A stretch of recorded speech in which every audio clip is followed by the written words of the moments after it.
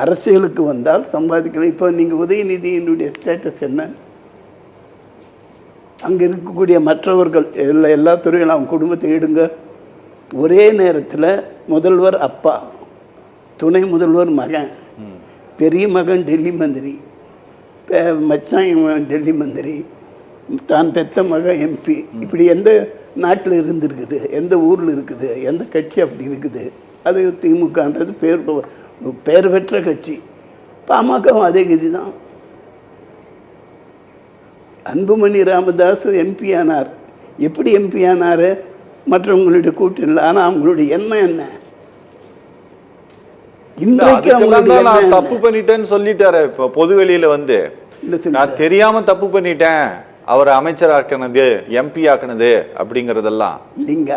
அவர் ஆதங்கத்தை சொல்லியிருக்கார். நீங்கள் அது பெத்த மனம் பித்துங்க, புள்ள மனம் கல். பால் பொங்கும், பச்சை தண்ணி பொங்குமா? சரி, அது ராமதாஸ் அவர் வந்து பால் பொங்குது, அன்புமணி பச்சை தண்ணி ஒன்றும் இல்லை.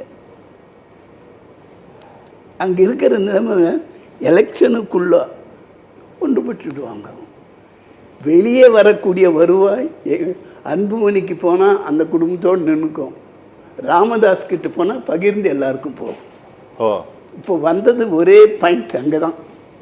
இவர்கள் 2 பேரும் முட்டிக்கொள்வது, வருவாயை எப்படி பகிர்ந்து கொள்வது, என் கைக்கு வருமா வராதா, அந்த இடத்துக்கு போயிட்டார் ராமதாஸ் பெரியவர் ஐயா. ஓகே, புரியுது. அப்படி வந்தால் குடும்பத்துக்கு எல்லாருக்கும் அது போய் சேரும். அன்புமணி கிட்ட போனால் அவரோட நின்றுக்கும், குடும்பம் பாதிக்கும். இதில் அரசியலும் கிடையாது, வேறு எதுவும் கிடையாது.